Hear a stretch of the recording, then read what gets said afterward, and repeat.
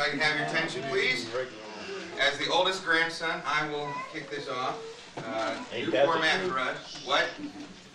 I said, isn't that the truth? Yeah. Look at his head. That's what my hair will look like soon. It's going, I know. Just so you know, you don't have to get up and move around or anything. We are videotaping this to have a memory of all these stories. So at least if you're not in the shot, we'll at least have your voice. So there you go. I guess we're just going to start talking about stories about Grandpa and things you remember and good things. I work for Allen County government, and it's ironic that he used to work for Allen County government before I even got there. He worked a couple of summers, I guess, whatever, for the reassessment, when they did property reassessment all over the county. And on Wednesday, when the obituary went in the paper, I didn't even know it was in there yet. Some guy stopped me down by the escalator and said, "I didn't know that you were related to Ed Sherman. He and I went all over the whole county together back when he was there. We were up in Leo Cedarville all the time, and we spent lots of time at the donut shop up there." Because I knew him when he had his second bypass, and even after that, we were still having biscuits and gravy for breakfast. And he said, "Ed, you just had a bypass." He's like, "I'm having breakfast." So it's cool how many lives Grandpa's touched. And so that's the first thing I remember. So anyone else want to start or continue? Stand up. Just stand up and talk or whatever. Andy, do you want me to read that? Yeah. Because we're remembering Grandpa. I don't know if you guys saw this or not, but this was really, really cool. Andrea wrote this in 8th grade, and she actually interviewed Grandpa about World War II. So this was the Veterans Bugle, and there are basically 3 different articles, and it's really cute, so I'm just going to read it for you. It says, "Let's Fight World War II" by Andrea Sarver. World War II started between Germany and Poland, and the teacher said, "Not exactly." Don't read the commentary. That is what Grandpa said. So Grandpa said, World War II started in Europe between Germany and Poland. They had fought for some time when the Japanese decided to expand. Without any notice, in 1941, Japan had dropped a bomb on Pearl Harbor, Hawaii. We had entered into World War II. Now, we are going to get a World War II veterans' input on the war. So, it's Goodbye Home, Goodbye Family, Goodbye Life by Andrea Sarver. The war has been over for 50 years, and I can still remember it like it was yesterday, replied Edward H. Sherman. Sherman was living in New York, not going to college. He was working at Grumman Aircraft Company. There he was building Navy fighter aircrafts, not knowing that he would be working the same machinery a few months later. December of 1942, Sherman enlisted into the Navy so he could choose where he was stationed in the war. He enlisted because he knew that his college would be paid for, and he knew that they would pay for his room and board. In August of 1943, he got a letter saying to go fight in World War II. In September 1943, at the age of 19, Sherman left home for his training. First was Aviation Cadet V5 training. He went through boot camp and several other electronics schools. After schooling, he was a college accept for boot camp. The last school he had to go to was submarine school in New London, Connecticut. Sherman says training was the longest part of the whole thing. Sherman was on the USS Anthedon submarine tender, stationed in the Philippines. He was a petty officer, first class. His job aboard the Anthedon was a radio electrician. He also repaired other electrical problems. Aboard the submarine, Sherman didn't win any awards. They had ribbons stating what theater or station they were in. Many of his friends were killed during the war, and he watched them being killed. My best friend was killed at sea. He was sailing right next to my sub on a surface ship. I never got homesick because, to me, it was a new adventure filled with surprises, Sherman says. Every time I returned home, I was happy to see my girlfriend and my parents. My dad was in World War I, so he understood me coming and going all the time, said Sherman. They didn't worry about him too much because he was under the water most of the time, and there was very little chance of him getting hurt, killed, or anything else. So the last article is Home at Last by Andrea Sarver. The war was finally over and the Navy paid for all my schooling and living, Sherman said. Sherman went to the University of Michigan.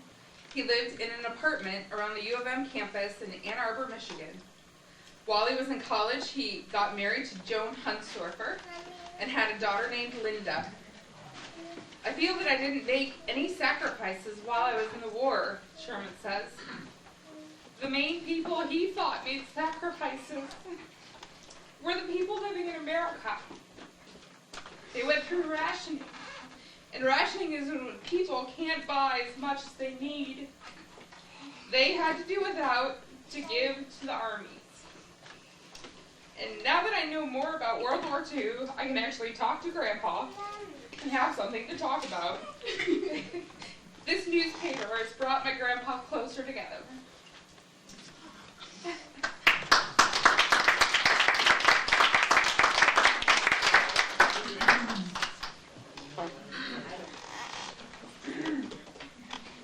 I remember one thing that we had, and I don't know where it is, and if anybody has it, I'd like to see it again. One day, Grandpa, I don't know, we found a shell. This is about that big. I don't know what size it is, what millimeter, whatever. But I took it into school for show and tell. It was a bullet this freaking big. I took a bullet to school, yeah. And didn't get suspended. Didn't get suspended. Yeah, you have to. Guns mounted on ships. Hey, you know, it's been, I was thinking the other day when we were just thinking and putting things together, and I went, you know, my dad's been gone for 20 years, so that would have made me 41. And, but I've known Joan and Ed for 45 years, and I thought, that's longer than I knew my own dad. So it's, he was really a good guy. I thanked him. I had to thank him the other day for his daughter, and I think he was fine with that. And he was just super. I can, you know, we painted the houses on the inside, the outside. We've done a lot of things. There was a lot of, they came up to my mom and dad's lake house a lot, and or not a lot, but a couple times, and he seemed to enjoy that. And it was just, he was just a good guy to know, and didn't seem ever to get too riled. Pretty level, pretty even tempered, and I have to say. Once. Pardon? I got him riled once. Did you? Okay, let's hear it. And but he,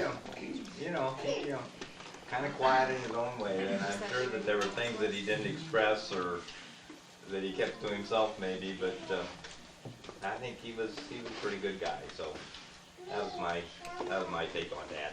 Thanks. I know I got him riled once because he taught me how to cry. And I can remember I was 15 and we were trying to parallel park 23 times in one night. To this very day, I can parallel park.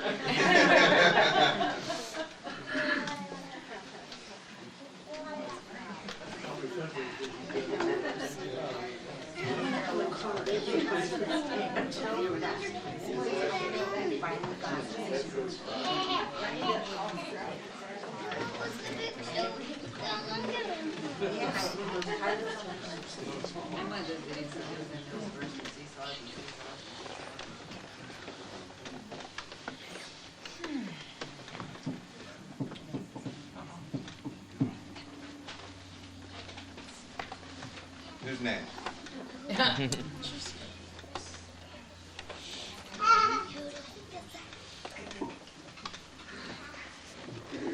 Well, there's a lot of things. I talked to Dad this past week, and I told him there's a lot of things I know because he taught me. I know the difference between a molly bolt and a taco bolt and how to make a hole in the wall. Because I was really little and I was the oldest one, but I was little and somehow I would go around with him. So he would make me, quiz me on these things. I had to do that. I remember going into the UN building with him. He worked for Crosby Labs and it was on a Saturday and he was wiring. And I remember going into the UN building and walking around and toting some kind of wire and tools and stuff like that. Luckily, I didn't touch anything there, so I think the building's still safe. But it was like, whoa. But he taught me how to weed in the garden, and you had to get them all.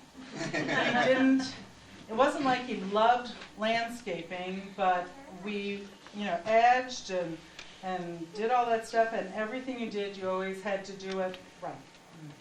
He didn't ever accept kind of a sloppy job, but he was always pretty even. Luckily, he didn't have to teach me how to parallel park, so I didn't have that same thing, and weeds were easy compared to that. And I do remember he made the best tapioca pudding, and he came up with some recipe out of, wasn't it a Better Homes and Gardens magazine you had that he made? It was a meatloaf with cheese and ham in the middle of it. The Sicilian meatloaf.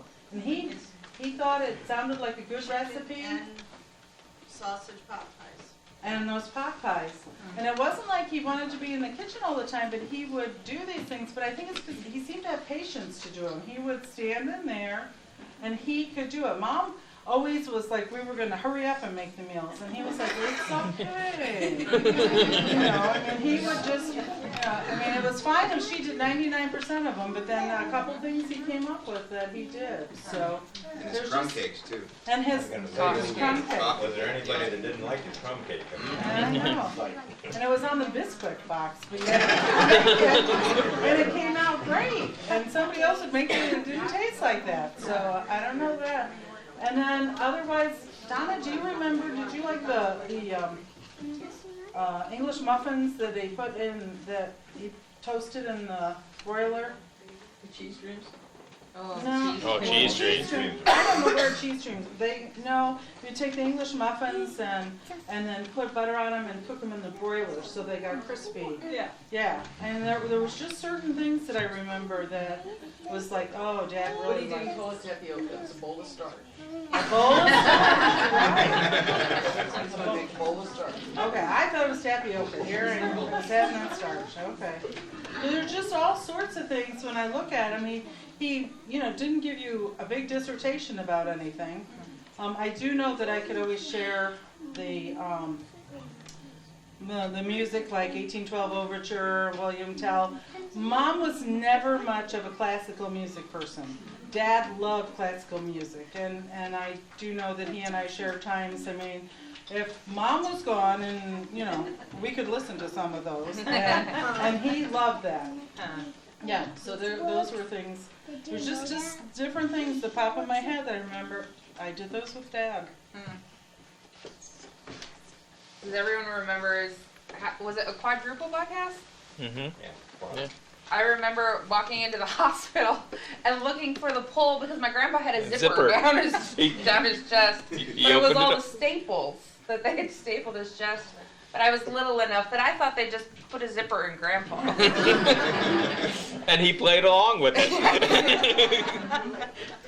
The other thing too, when he did that surgery, that happened to be that night then on one of the medical channels or one of the cable things, there was this same surgery that he had just gone through that day, so he got to watch from his, from that end, and he always talked about how he was able to watch that. So, yep. And how many years ago would that have been? 25 years ago? So, at that time, that was probably something that didn't happen very often, so it's kind of neat. And they said, well, he might have 6 to 10 years. 25 years ago. I remember he'd go out and swim his laps every morning in the pool, no matter warm or cold out. And he played alligator, where he'd come up and Mhm. water Yeah. was his eyes. Yeah. He loved it, then he'd blink them at you. Or I remember the dead man float that he was Oh, yeah. and he could stay there and he would fall asleep while he was floating in the pool. He wouldn't wake up till he bumped his head on the side. And he made all of us, we always had to swim our laps too, no matter what. That was when we our were mom. playing. About each and every one of us on the swim.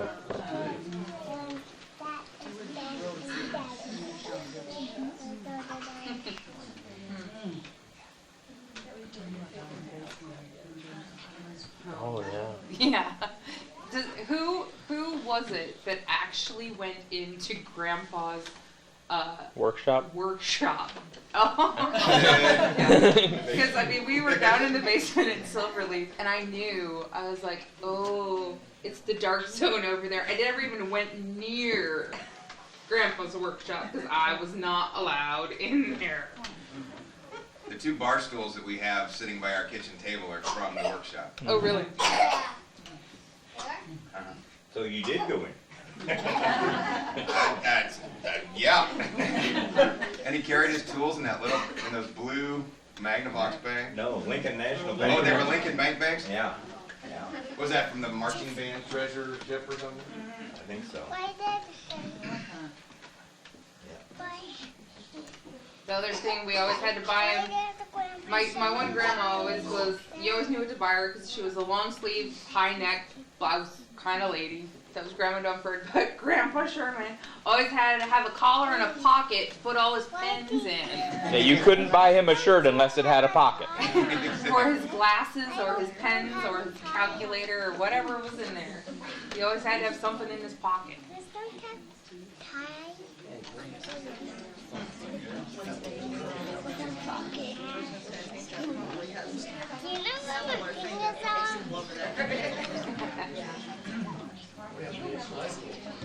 There's a small one in his dresser. It's on the table. Here. Along Yeah.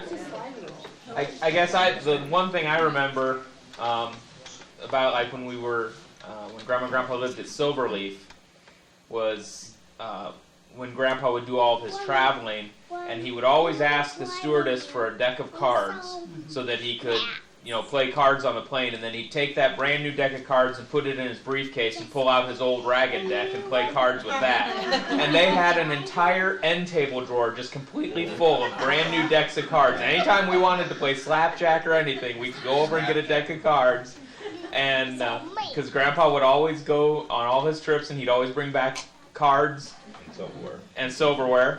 And anytime he went to New York, he always brought back these stacks and stacks of Intendman's crumb cakes because you couldn't get them out here. And he'd come back. I remember seeing, like 3 stacks of boxes that were like 4 or 5 tall, and they were all tied together with string. And he'd come back with these stacks of crumb cakes, and we'd go over and have those.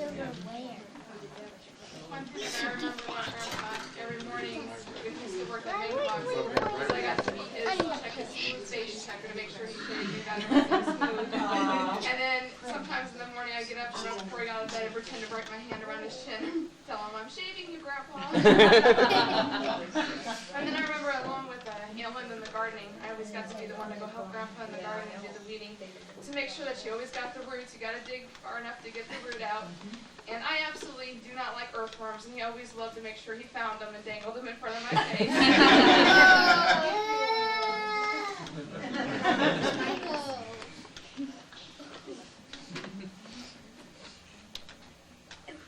I remember mowing his grass over there with that lawn boy lawnmower, and it was self-propelled. I was so excited because I didn't have to push it. That was that brown one? I thought it was the white one. Yeah, it was the white one. The white I one. don't remember that.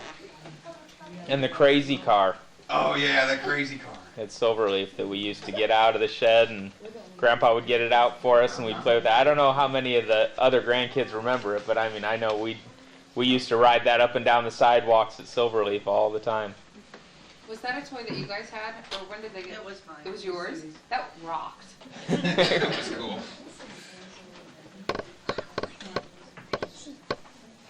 I love that driveway. You can get like 7 cars on that driveway or something at Silverleaf. How many cars can you park there?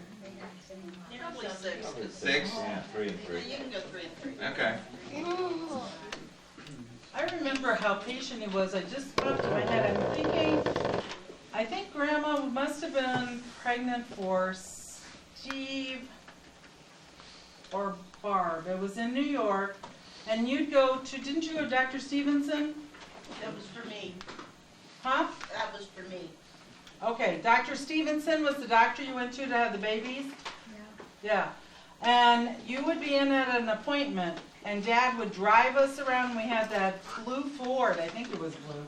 It was a sedan, and we'd sit in the back, and he would drive around the neighborhoods while you were in the doctor's appointment so that we didn't have, to be in the waiting room and stuff like that. And I think the one song, I'm trying to think, it was Peggy March. I mean, this is like really old. I Know Every Little Star, or something like that. I can remember riding around in the car while you were in the doctor's office. And I had other, Donna was there and Gary. We were all sitting in the back seat of the car. And he would drive around the neighborhood and talk about stuff. And we would, so that we didn't all have to sit in the waiting room. Tell him about coming out from New York in the winter. Did he buy the house over the pond? Yeah. Yeah. When we moved out here, Mom, did we move in 1965? 61. Oh, 61. Okay, 61, and you had. 62. It was in December of 62, or we had a 62 station wagon or a 63 station wagon. I don't. Station wagon.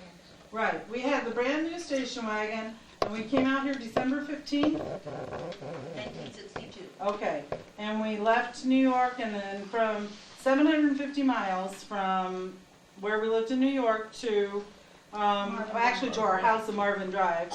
And we came here, and Barbara was 18 months old? 16 months old, yeah, and sick, and cried. For 700 miles. For 700 miles. except when she fell asleep occasionally. And in the old station wagons, they didn't have pop-out seats, and they weren't heated in the back. And the third seat was flipped up, and there was 2 seats facing each other. And Gary and I spent a lot of time back there. And we were like, it was like if you were riding in a clown car, where you're separated. Because when we left New York, and we were coming to Indiana, and I do remember kids asking me if there were really Indians out here, like that. We stopped at the mall, at the store, it was Gert's department store, and other things, and we had to buy stuff because they weren't going to have it in Indiana when we got here. We had curtains and curtain rods, and we had, besides the baby bed and the other stuff like that, and the whole car was filled on top of the car, and all in the car, all around it like that, and then it was extremely cold. I mean, it was like super cold, because when we got out of the car one place in Pennsylvania, and we thought, oh, geez, this is nice, and then they told us it was 0, and we all got back in the car because it was so cold. But I mean, Dad just drove it and drove it and drove it, and then, the night that we got here, it was really late, and we came in on 30, and right at the Cloverleaf at 30, that used to be a Holiday Inn. And we drove in from Ohio on 30, and there was nothing else on 30 that I can remember. And it was in a blizzard, and I remember everybody was asleep, but I was in the back, and Dad and Mom, and you'd go, are we going to be okay? And he's like, yeah, we're going to get there, like that. And that's how we, came here. But I mean, he always would drive with all of his kids in the car, and I don't remember him ever yelling too much. I mean, he managed to do it. He was always trucking somebody around. But we had a lot of adventures, so I can see he always would go try something new, do something new. I mean, yeah, we always did things as a family.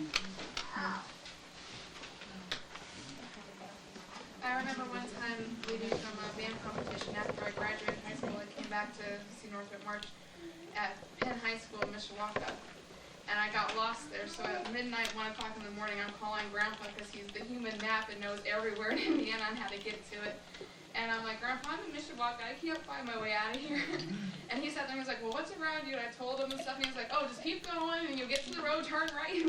He could tell me exactly how to get back home. I just think it was funny that he always knew anywhere I just call him and he could get me anywhere I needed to go.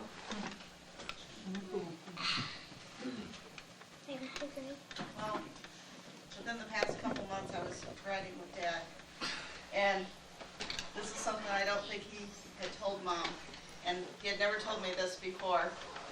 But when he got out here, he goes, he wanted a Hoosier, since I'm the only Hoosier that was born in here, and he thought it would be okay. He said he'd put up with you being mad at him, but he wanted a Hoosier, and that's why I'm here. He was going to be a little angry about it. He wanted it anyway, so.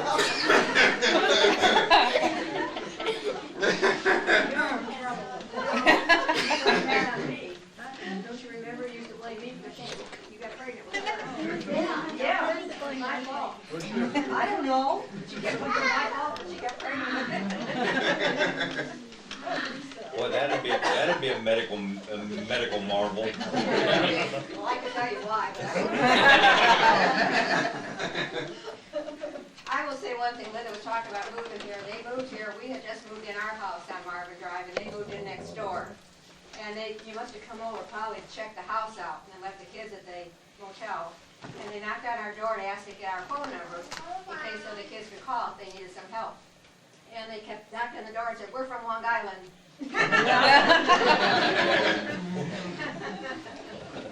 Long Island. We've been friends a long time. No,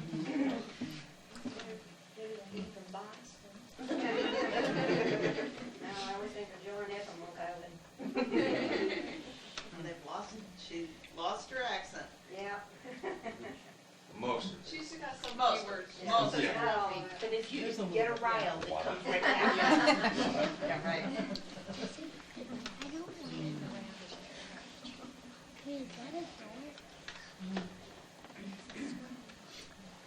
Well, I just want to thank all of you here because there's one thing that he's always been very, very proud of was his children, and that meant everything. And no matter what I asked, yeah, let's get it, let's get it. So it never stopped.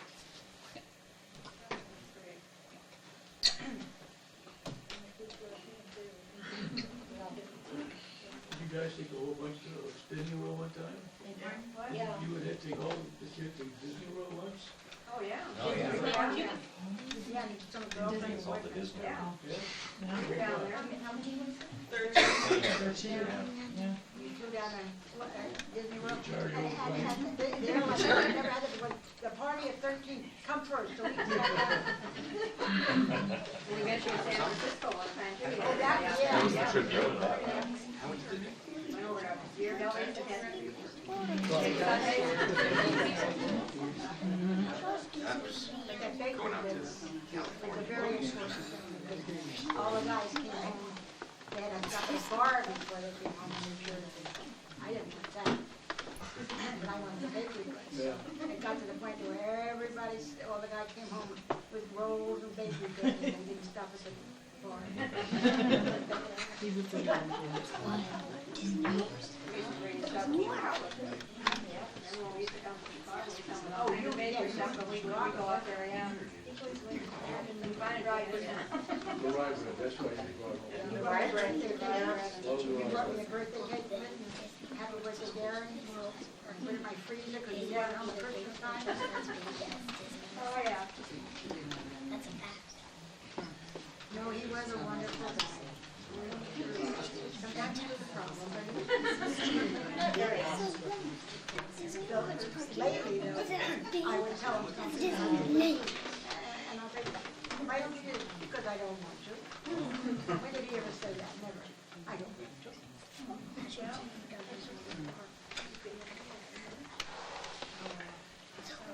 He's at rest now.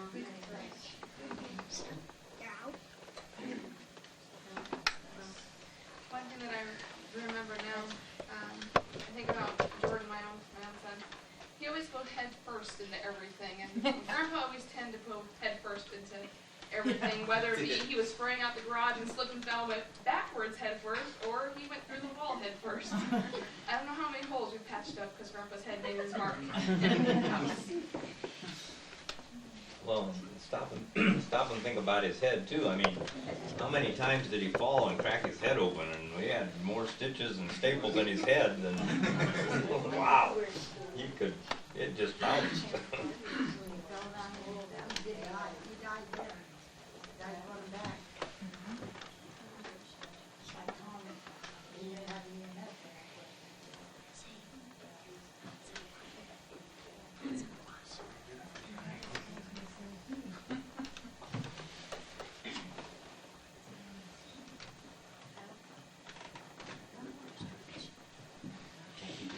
You made it very nice for me. I want to thank you all because this means more than anything. Really, guys.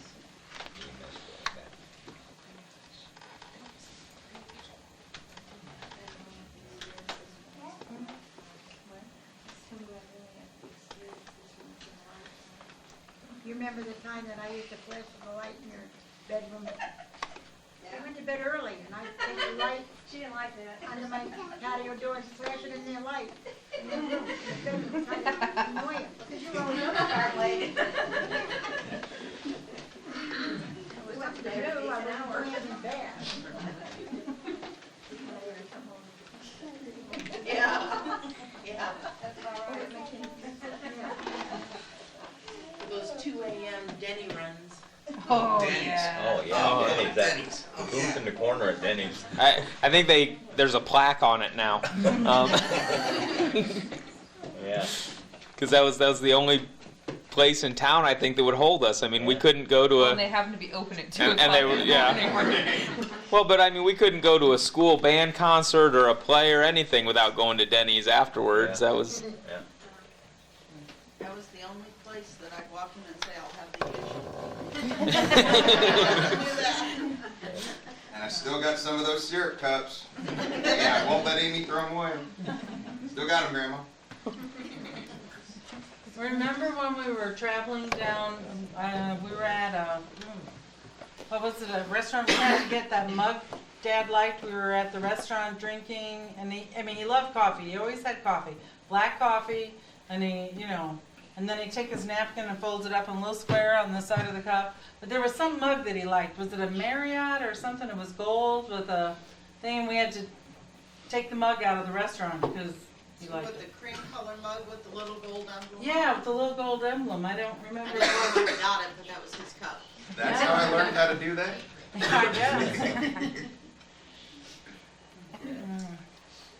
The family that steals stuff. Yeah, okay. It was just, you should have put more money on it like this.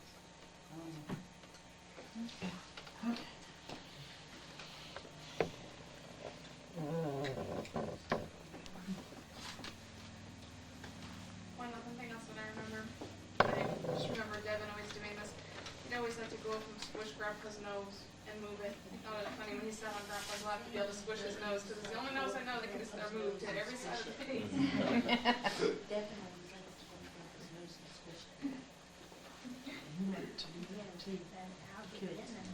One thing Grandpa told me, I don't know who told me that. He never wanted to spank his kids because he'd been taught to kill in the Navy, and so he never wanted to use his hands to discipline his kids because he was afraid he'd lose control. And Grandma says that was just his excuse. Was that it? Okay. Is that the excuse? That he never wanted to spank the kids because he knew how to kill them from... They were taught in the service how to kill, so I did do it. Oh, okay. And Don and I were talking about this the other day, though, but he'd always come home and shake his finger and say, now why did you get your mother upset?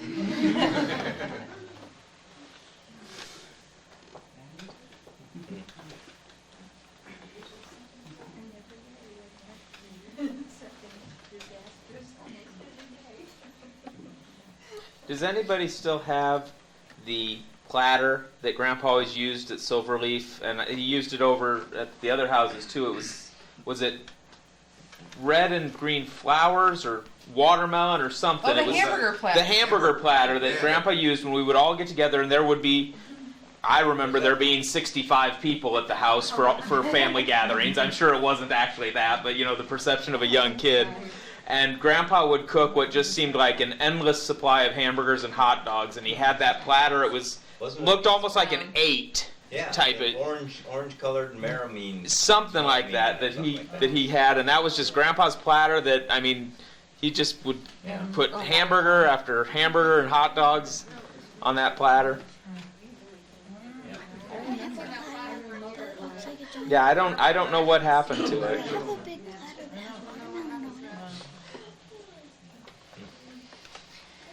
Cool. Who's the neat guy?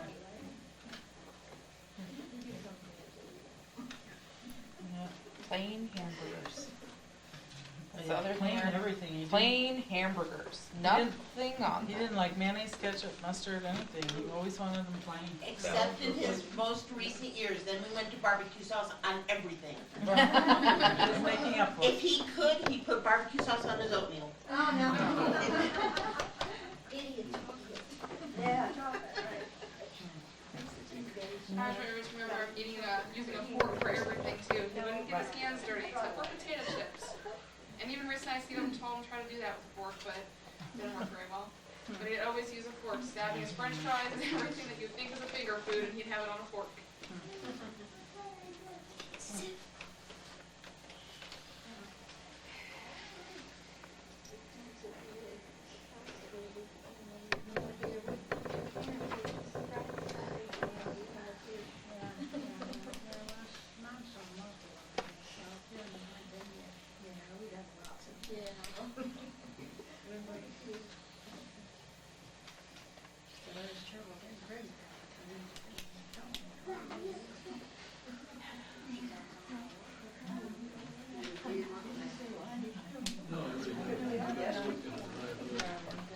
Yes, she is.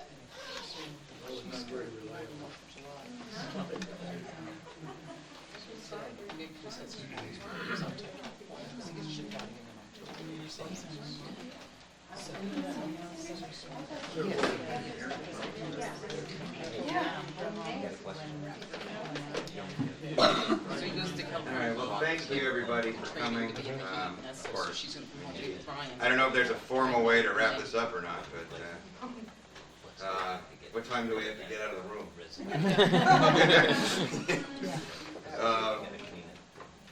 So we're all going to miss Grandpa, and we all have our good memories. And so, thanks for watching Down on Us, Grandpa, and we know you're up there keeping an eye on everybody. And fixing stuff up there, I'm sure. Not that there's much need fixing, but I'm sure you'll find it. So, alrighty. Okay, go ahead. See, maybe that's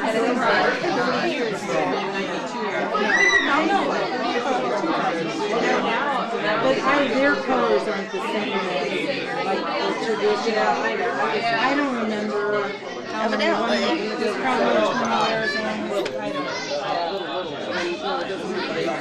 They don't do that anymore. When I was just there when we were cleaning out. His name's on the inside. I thought, this is stuff. If you didn't do that, I took some stuff.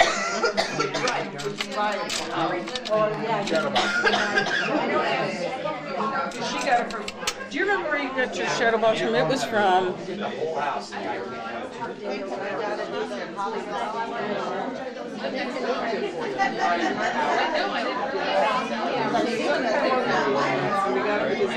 I know, but we were I know they are doing because they do too very good.